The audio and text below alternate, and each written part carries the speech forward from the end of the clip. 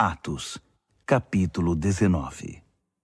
Enquanto Apolo estava em Corinto, Paulo seguiu o caminho pelas montanhas e chegou a Éfeso, onde encontrou alguns discípulos. Assim que ali chegou, perguntou a eles: Vocês receberam o Espírito Santo quando creram? Vocês o acolheram no coração? Ele está mesmo em vocês? Nunca nem ouvimos falar de Espírito Santo. Deus dentro de nós? Como foi então que vocês foram batizados? Perguntou Paulo. No batismo de João, responderam. Paulo disse: Isso explica tudo. João pregou um batismo de mudança radical de vida para que o povo pudesse estar pronto para receber aquele que viria depois dele, Jesus. Se vocês foram batizados no batismo de João, agora estão preparados para o que realmente importa, Jesus. E eles estavam. Assim que ouviram isso, foram batizados no nome do Senhor Jesus. Paulo impôs-lhes as mãos sobre a cabeça, e o Espírito Santo veio sobre eles. E louvavam a Deus em línguas, e falavam a respeito dos atos de Deus.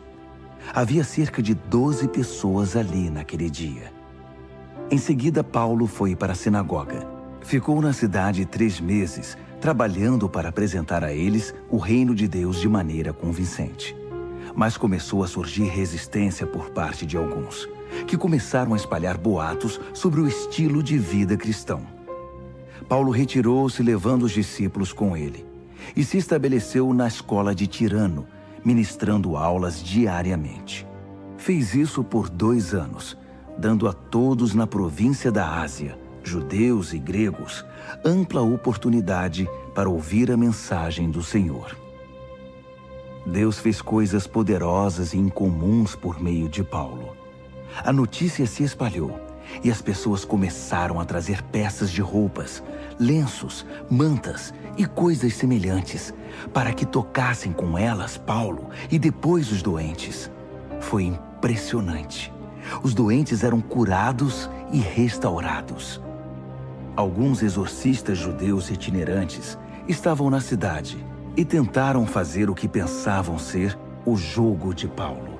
Mencionavam o nome do Senhor Jesus às vítimas de espíritos malignos, dizendo: Domino você pelo Jesus pregado por Paulo. Os 7 filhos de um tal de Serva, sacerdote principal judeu, tentaram fazer isso com um homem. E o espírito maligno respondeu: Conheço Jesus e já ouvi falar de Paulo, mas quem são vocês? Então o possesso ficou enlouquecido. Pulou sobre os exorcistas, que levaram uma boa surra e ficaram de roupa rasgada. Nus e sangrando, eles fugiram dali. O fato se tornou conhecido de toda Éfeso, entre judeus e gregos. Espalhou-se a convicção de que Deus estava por trás de tudo aquilo. A curiosidade a respeito de Paulo transformou-se em reverência pelo Senhor Jesus. Muitos dos que creram abandonaram a feitiçaria. Magos e feiticeiras vieram com seus livros de feitiços e fizeram uma fogueira imensa com eles.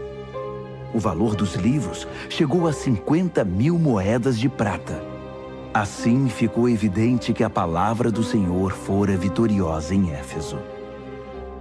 Depois disso, Paulo decidiu que era tempo de ir para as províncias da Macedônia e da Acaia, e de lá para Jerusalém. Ele disse: Vou para Roma. Preciso ir para lá. Ele enviou 2 de seus assistentes, Timóteo e Erasto, para a Macedônia, mas ficou na Ásia para resolver alguns assuntos. Antes de partir, ocorreu em Éfeso um grande tumulto a respeito do que era conhecido como o Caminho. Certo ourives, Demétrio, chefiava um negócio de manufatura de relicários da deusa Ártemis e empregava muitos artesãos.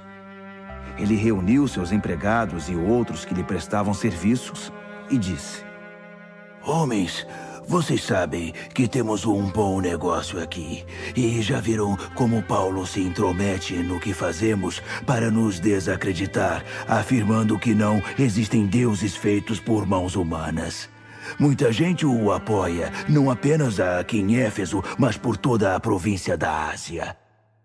Não apenas nosso negócio corre o risco de ir à falência, mas o templo da nossa famosa deusa Ártemis acabará em escombros quando sua reputação gloriosa se for. Não se trata de um assunto local. O mundo inteiro adora a nossa Ártemis. A multidão perdeu a cabeça. Correram à rua gritando: Grande Ártemis dos Efésios! Grande Ártemis dos Efésios! Eles puseram a cidade inteira em polvorosa. Correram ao estádio e agarraram 2 dos companheiros de Paulo, os macedônios Gaio e Aristarco. Paulo queria ir também, mas os discípulos não deixaram.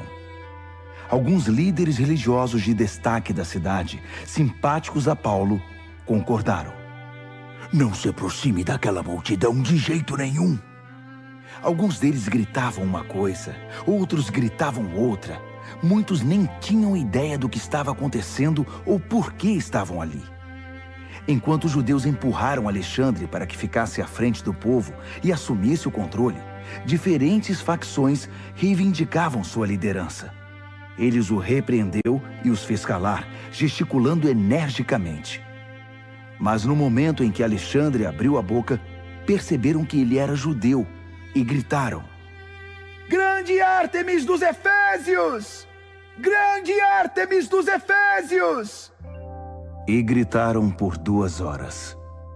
Finalmente o escrivão da cidade fez a multidão se aquietar e disse: Caros compatriotas, será que alguém em algum lugar não sabe que nossa querida cidade de Éfeso é a protetora da gloriosa Ártemis e da sua imagem sagrada de pedra que caiu do céu?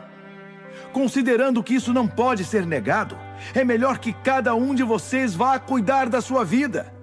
Tal conduta é indigna de Ártemis. Os homens que vocês trouxeram aqui não fizeram nada para prejudicar nosso templo nem nossa deusa.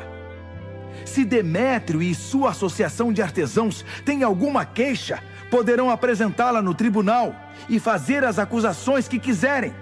Se alguma coisa mais os está incomodando, reclamem nas reuniões regulares da administração da cidade, deixando a questão a cargo dela.